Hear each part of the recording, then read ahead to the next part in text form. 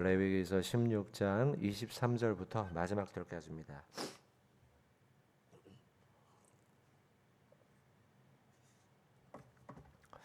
23절부터 마지막 절 34절까지 한 절씩 교독하고 마지막에 같이 합독하겠습니다.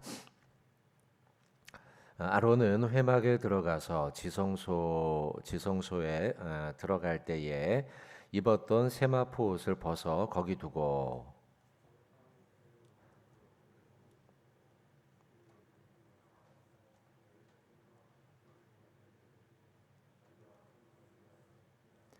속죄 제물에 기름을 제단에서 불사를 것이요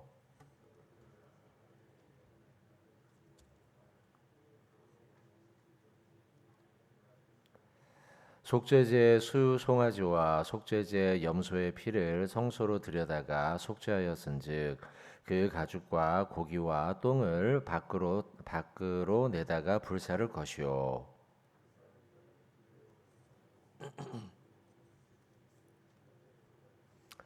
너희는 영원히 이 규례를 지킬지니라. 일곱째 달 곧 그 달 10일에 너희는 스스로 괴롭게 하고 아무 일도 하지 말되 본토인이든지 너희 중에 거류하는 거류민이든지 그리하라.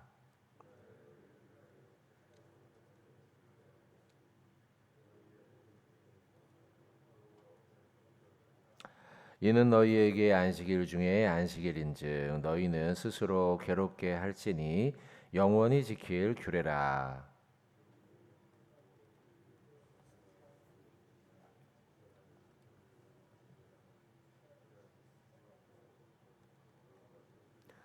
지성소를 속죄하며 회막과 제단을 속죄하고 또 제사장과 백성의 회중을 위하여 속죄할지니 이는 너희가 영원히 지킬 규례라. 이스라엘 자손의 모든 죄를 위하여 1년에 한 번 속죄할 것이니라.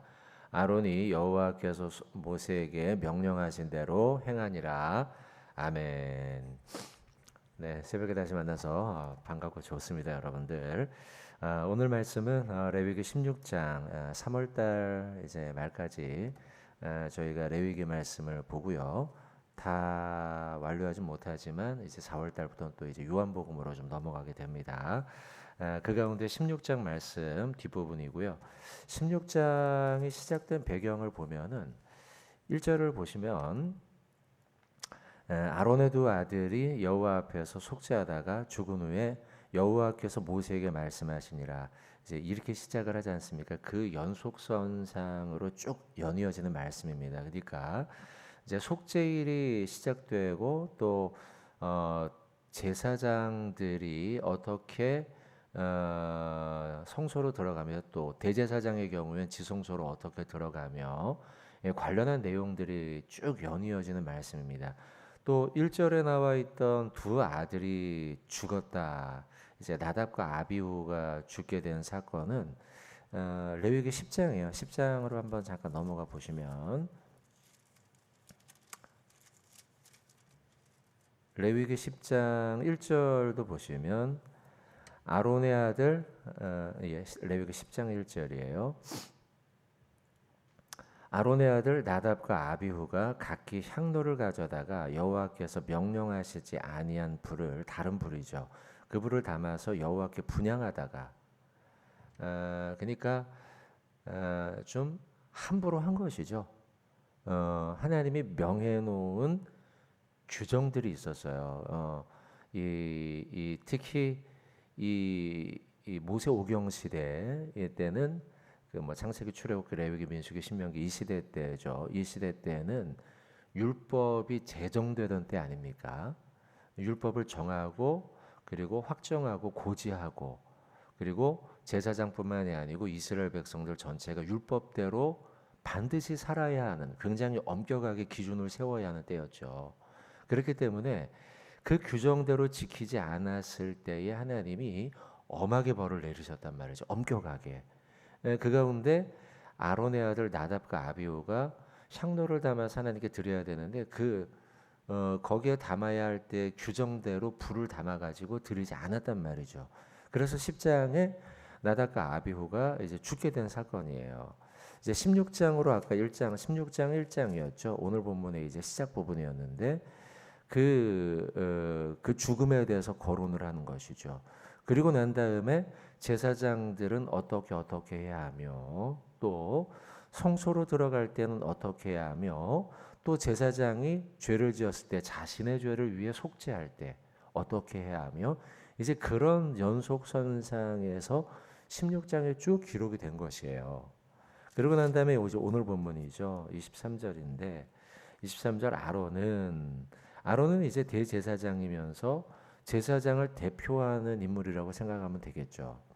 자, 아론은 회막에 들어가서 23절이에요. 회막에 들어가서 지성소에 들어갈 때 입었던 세마포 옷을 거기에 두어라. 회막이라고 해놨지만 진짜 회막이라고 보기는 어렵습니다. 그냥 왜냐하면 이제 회막하면 이제 성소 본 회막이죠. 지성소와 성소를 가리키지 않습니까? 회막이지만 그러나 거기에 옷을 벗을 수는 없어요. 왜냐하면 사람이 옷을 벗어서 나체가 되는 것은 부정한 것으로 인정했기 때문에 옷을 벗어서 지성소에서 옷을 벗는 행위를 한다는 것 자체가 부정한 행위이기 때문에 그럴 수 없죠. 그러니까 아마도 지성소와 성소가 있는 그 곁에 어딘가에 옷을 탈의할 수 있는 장소가 있었을 것입니다. 그곳에서 거기에서 자 아론은 대제사장은 지성소에 들어갈 때 세마포옷을 따로 입었어요.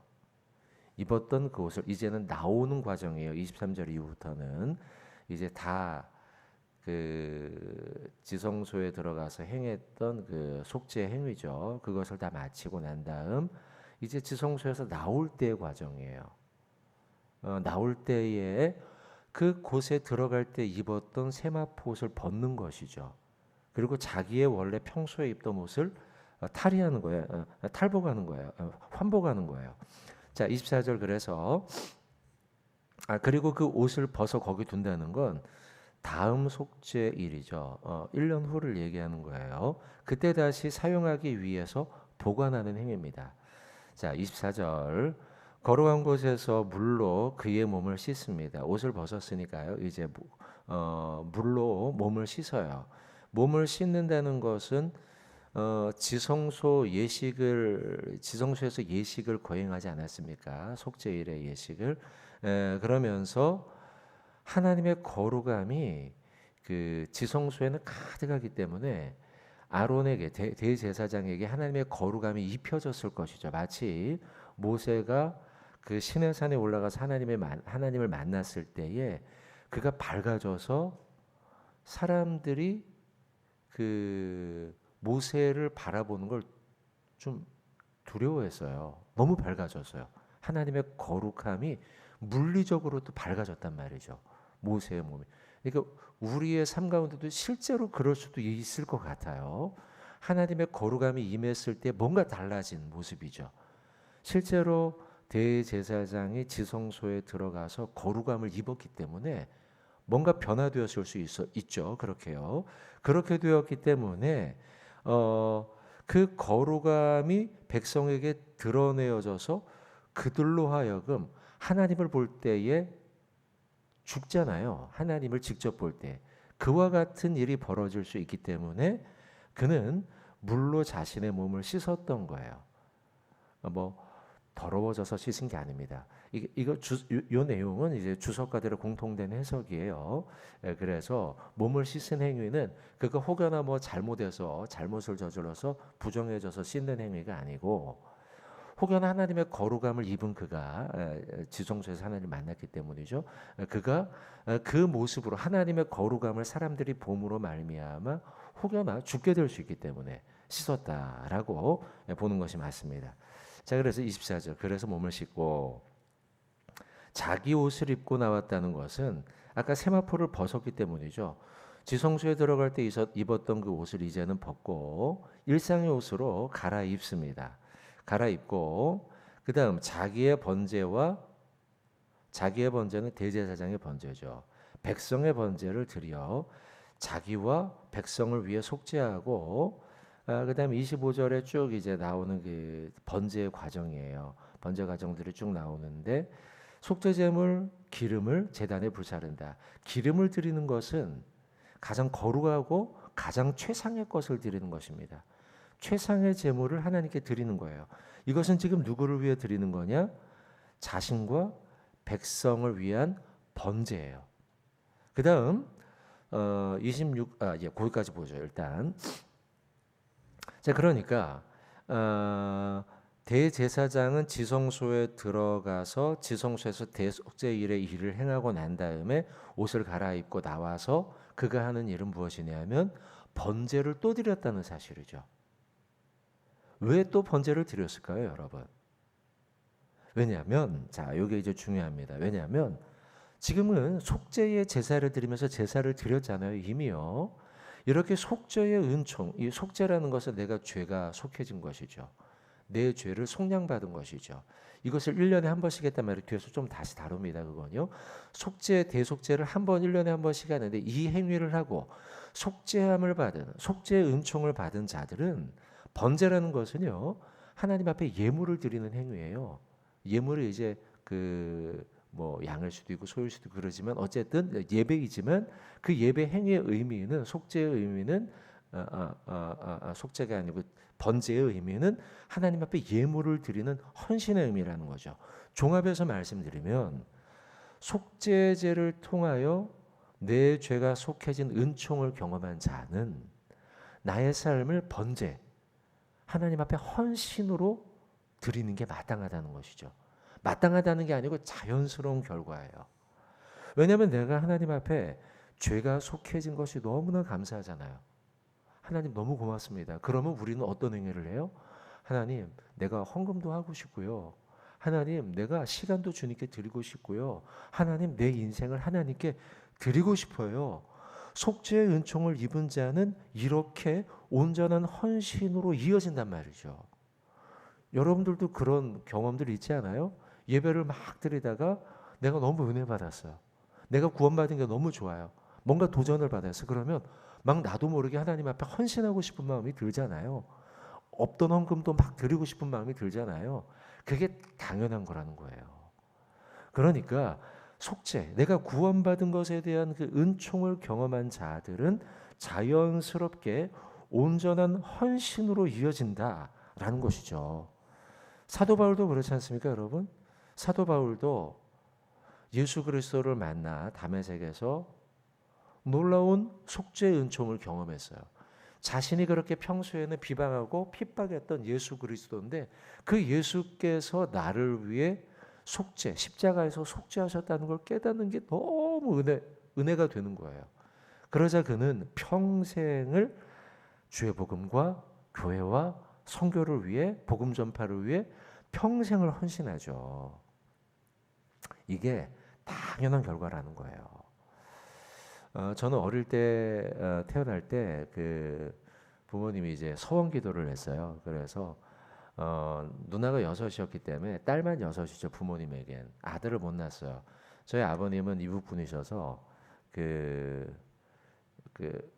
이제 북한에서 도망 나와서 또 포로로 잡혔어요. 그래가지고 저 남쪽에서 이제 고생을 하시다가 어머니 만났는데 어머니도 뭐 아주 어렵게 생활하시다가 그렇게 만나가지고 결혼을 했는데 그래갖고 결혼을 했는데 열심히 신앙생활을 했지만 늘 없고 힘들고 뭐 이런 가운데서 사시다 보니 그러다 보니 아들이라도 하나 있으면 좋겠는데 아들이 없었던 거죠. 딸만 계속 아들을 낳으려고 요번엔 아들이겠지 낳는데 둘째도 딸, 또 낳는데 셋째도 딸, 넷째도 딸, 다섯째, 여섯째 계속 그렇게 낳다가 여섯째 낳고 난 다음에 이제 부흥 집회를 교회에서 했대요. 그 당시에 부흥 집회를 해서 부흥 집회 강사로 오신 목사님께 이제 목사님 그분이 2번을 오셨대요. 2번을 오셨는데 첫 번째 왔을 때 저희 아버지가 그 당시에 이제 개수위원이었어요. 안수집사로 개수위원으로 교회에서 봉사를 하고 있었는데 그러니까 이제 강사 목사님을 만날 기회가 있었던 거죠. 그래서 이제 뭐 이야기를 좀 하다가 목사님 저희 집이 딸이 6입니다. 아들 낳으면 목사를 한번 시켜보려고 하는데 아들이 안 낳습니다. 이렇게 이제 얘기를 했더니 그 당시에 목사님이 기도를 해줬대요. 그러고 난 다음에 조금 지나서 이제 저를 가지게 된 거예요. 그래서 저희 아버지가 너무 좋아서 어릴 때부터 너는 목사해야 한다. 그렇게 해가지고 제가 목사가 됐어요. 근데 고등학교 2학년 시절 저죠. 제가요. 쭉 자라서 저 어릴 때부터 목사가 되는 게 당연하다 생각을 했는데 근데 고등학교 2학년 시절에 제가 하나님을 인격적으로 만났어요. 인격적으로 만나고 나니까 막 눈이 막 띄어지더라고요. 물론 그전에도 예배 빠지지 않고 주일 성수하고 교회 나오고 했지만 하나님을 인격적으로 만나고 예수님께서 나를 위해 십자가에 죽으신 게 너무 좋고 막 예배 드리는 게 너무 좋고 전도하는 게 막 너무 좋고 찬양하고 기도하는 게 너무 좋고 막 그랬어요. 그때요. 하루하루가 막 새롭더라고요. 그러니까 옛날에는 부모님한테 들어서 내가 서원기도였으니까 목사야 돼 이렇게 생각을 했는데요. 예수님을 인격적으로 만나는 그 놀라운 그 경험을 하고 나니까요. 그 다음부터는 너무 목사가 하고 싶은 거예요. 제가요. 복음을 너무 전하고 싶은 거예요. 전도하고 싶고 막 그러는 거예요. 여러분 제가 이 말씀 제 간증을 드리는 이유는 오늘 본문이 그런 거예요. 속죄함의 은총을 받은 대제사장이 나와서 한 행위 첫 번째 행위는 뭐냐면 물론 뭐 옷 갈아입고 몸을 씻고 이런 것도 했지만 나와서 했던 첫 번째 행위는 뭐냐면 번제 헌신의 삶을 결단했다는 거죠. 자, 여러분 그래서 오늘 여러분들에게 오늘 말씀 나누면서 드리는 말씀은 우리가 은혜 받고 우리가 받은 자리 해야 할 일은 뭐냐? 번제의 삶. 하나님 앞에 드리는 삶, 헌신하는 삶. 주님 앞에 온전히 나를 드리는 삶, 내 것을 주 앞에 드리는 삶. 나의 시간과 나의 열정과 나의 물질을 주 앞에 드리는 삶. 이게 우리에게 이어져야 된다는 것이죠. 자, 아셨죠? 자, 그리고 난 다음 뒤에 쭉 보다가요. 29절 말씀에 또 한 단락이 좀 나오는데 간단히 좀 말씀 전하면요. 너희는 영원히 규례를 29절 지킬지니라. 일곱째 달 곧 그 달 10일에 너희는 스스로 괴롭게 하라. 아무 일도 하지 말라. 본토인이든 너희 중에 거류하는 거류민이든 그래야. 일곱째 달 그 달 11일 보통 이스라엘 백성들의 달력은 우리 달력으로 치면 더하기 2개월을 정도를 하면 돼요. 대략 음력하고 조금 비슷하고요. 약간 날짜가 좀 달라집니다. 달라지는데 대략적으로는 한 2개월 정도를 더하면 된다. 2, 3개월 정도 더하면 된다. 그런데 일곱째 달이라고 해놨으니까요. 대략 한 9월쯤 생각하면 되겠습니다. 어쨌든 가을이 시작되는 쯤 되겠죠.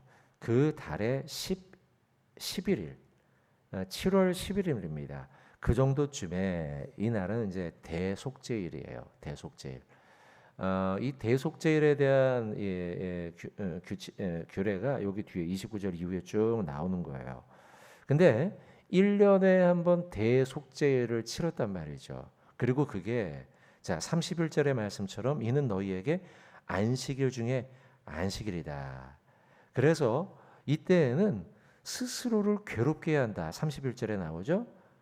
너희는 스스로 괴롭게 해라. 그리고 그 말씀은 조금 전에 읽었던 29절에서도 7월 11일에 너희는 스스로를 괴롭게 해라. 이때는 아무 일도 하지 말아라. 안식일 중에 안식일이니까요. 이 날을 절기 가운데 하나로 잡아서 일을 행하지 않고 일을 하지 않았어요. 노동하지 않았어요. 돈 벌지 않았단 말이죠. 벌던 일을 쉬고 스스로를 괴롭게 했어요. 스스로를 괴롭겠다는 말은 어떤 일이냐면 금식하다라는 말로 여러분 이해하면 되겠어요. 금식하고 기도하는 거예요. 이 절기는 금식하고 회개하고 아까 제사장에 들어가서 죄를 속하고 그런 행위했죠. 그런 것처럼 회개하고 그리고 또 일도 하지 말고 그리고 하나님 앞에 회개하는 행위를 한 거예요. 본격적 회개예요. 여러분 우리가 주일마다 와서 예배도 드리고 또 우리 새벽 기도도 오고 하면서 기도도 하지만 우리가 일상적으로 회개도 하고 예배도 드리고 경건의 삶을 합니다. 그러나 이런 시간도 필요한 것 같아요. 1년에 며칠은 날짜 잡아가지고 아주 그날을 그냥 나를 잡아놓고 회개하는 거죠. 그것만 그냥 하루 종일 하는 거죠. 지금 그런 의미예요. 이때는 일도 하지 말라는 거예요. 안식일 중에 안식이래요. 그렇게 나를 잡아서 죄를 애통해 해야 돼요. 그래야만 하나님의 속죄의 은총을 경험하는 거예요. 저희 한국교회에서는 그 고난주간이 그런 때가 아닌가 싶어요. 또 저희 교회 그 특별 새벽 기도회 같은 거 하지 않습니까? 그런 기간이 이런 안식일 중에 안식 대속죄일 기간이 아닐까 싶어요. 그런 때는 이제 곧 다가오죠. 우리가 이제 그 사순절 그 고난주간 특별 새벽 기도회가 다가오지 않습니까? 그리고 조금 다음 주부터는 이제 우리 필사 지난주 노트 나눠드린 대로 필사를 하면서 경건일지 성경 말씀들을 이렇게 기록하지 않습니까? 이런 시간들을 통해서 일을 잠시 멈추는 거죠. 하던 노동을 멈추고 하던 일을 멈추고 안식일 중에 안식. 그러면서 우리가 해야 할 일은 뭐냐? 온전히 하나님께 집중하고 대속죄, 나의 일들을 주 앞에 고백하면서 회개하고 또 내 주변을 돌아보면서 나의 시간과 물질과 나의 헌신을 주 앞에 드릴 일들을 찾아보는 거죠. 지금 읽은 29절부터 34절의 말씀이 그런 내용이에요. 1년에 나를 잡아가지고 너희는 속죄하는 시간을 가져라. 하나님 앞에 참회하고 회개하는 시간을 가져라. 그렇게 할 때 하나님이 우리에게 복을 주셔요. 진짜 복을 주셔요. 회개하고 참회하고 애통해야 할 때. 실제로 마태복음 한번 찾아볼까요? 5장 4절이에요. 마태복음 5장 4절. 우리의 죄를 참회하고 애통해하는 자에게 하나님은 복을 주신단 말이죠. 근데 그걸 몇 날 며칠 집중해서 아예 다른 거 일도 하지 않고 안식일 중에 안식일 그렇게 집중해서 회개하면 하나님이 우리에게 당연히 복을 주시겠죠. 자, 5장 4절 마태복음 5장 4절 같이 한번 읽어볼까요? 시작. 애통하는 자는 복이 있나니 그들이 위로를 받을 것이며. 아멘. 애통하는 자는 뭐가 있어요? 복이 있다 말씀하시죠. 8절도 한번 볼까요? 8절 시작. 마음이 청결한 자는 복이 있나니 그들이 하나님을 볼 것이며. 마음이 청결한 자는, 이 말은 내 죄가 깨끗해져서 마음이 청결하게 된 자, 회개함으로 내 마음이 깨끗하게 된 자는 복이 있다라고 말씀하고 있다는 거죠. 여러분 시편 말씀 한 번 더 볼까요? 시편 51편입니다.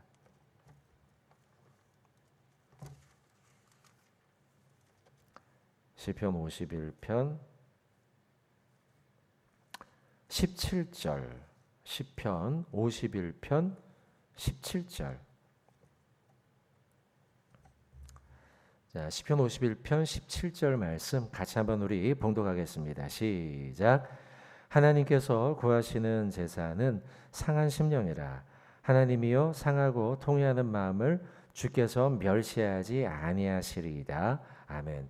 하나님이 원하시는 참된 예배는 상한 마음으로, 통회하는 마음으로, 애통해하는 마음으로 하나님 앞에 회개하는 것이라는 것이죠. 한 절 더 찾겠습니다. 시편 34편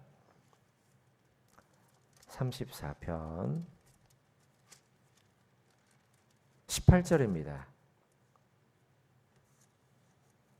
34편 18절 말씀 같이 한번 34편 18절 말씀 봉독하도록 하겠습니다. 시작.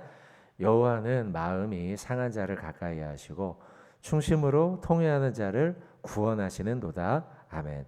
하나님이 가까이 하시고 구원하는 자 두 사람이 나오죠. 마음이 상한 자를 하나님이 가까이 하시고 충심으로 통회하고 회개하는 자를 하나님이 구원하신다 말씀하셨습니다. 자, 오늘 말씀으로 다시 넘어와서요. 하나님은 대속죄일에 안식일 중에 안식일이죠. 이때에 하나님 앞에 우리가 금식하며 자신을 괴롭게 하며 회개하기를 원하셨어요. 바라기는 여러분들 이런 사순절 기간 되길 바라고 또 이런 그 다가오는 고난 주간 또 되길 바라고 또 특세도 있으니까 마음의 준비를 하시죠. 특별히 올해 그 고난 주간 기간 중에는요 금식하는 금요일을 한번 잡아봤어요. 그래서 그날은 한 끼도 좋고요. 금식해서 금식한 그 돈을 좀 여러분들이 혹시 뭐 커피를 금식하든 밥을 금식하든 이렇게 금식을 하면 그 한 끼 아니면 커피값 정도 뭐 5천 원, 만 원쯤 되겠죠. 그 정도를 우리가 좀 모아서 그 우크라이나 난민들을 한번 도우면 어떨까? 제가 이제 좀 그 병원에 있고 좀 쉬는 시간이 있지 않았습니까? 있는 동안에 전쟁이 벌어지고 또 특별히 그 설교 본문 자체가 전쟁에 대한 본문이었잖아요. 그래서 기도하고 준비하다가 그런 생각이 좀 들더라고요. 우크라이나 난민들, 그 지역에 있는 주변 국가들 선교사님들, 또 제가 아는 체코 선교사님이 있어요. 그 선교사님 편지를 좀 받게 됐는데 한국 교회가 별로 이 일을 안 하고 있더라고요. 그래서 난민들이 막 지금 넘어오고 있어요. 막 체코도 넘어오고 폴란드도 넘어오고 막 몇십만 명씩 넘어오는데 그분들을 돕겠다고 뭐 이게 선교사들이 돈이 없잖아요. 그러니 자기 주머니를 막 털어서 난민들을 도왔던 그런 내용을 편지로 보내왔어요. 그래서 제가 좀 쉬는 동안에 그런 편지를 보고 뭐 이러면서 하다 보니 마음에 좀 감동이 되더라고요. 우리가 좀 도우면 좋겠다 이런 생각이 들었는데 금식을 한 걸 커피값이라도 조금 모아서 한번 이러면 도우면 어떨까 이런 생각이 좀 들어서 요번 고난 주간에 한 번 정도 한 끼 정도 금식한 돈을 한번 모아가지고 우크라이나 난민을 도우면 이런 생각이 좀 들어서 자 그래서 오늘 말씀 또 연결되는데 여러분들 그렇게 같이 이 고난 주간을 준비하시고 또 금식을 준비하고 또 대속죄를 준비하고 주님의 죽으심 고난의 주간을 준비하고 또 그렇게 오늘 또 남아서 기도하는 저와 여러분 되시길 주님의 이름으로 부탁을 드리겠습니다. 기도하겠습니다. 하나님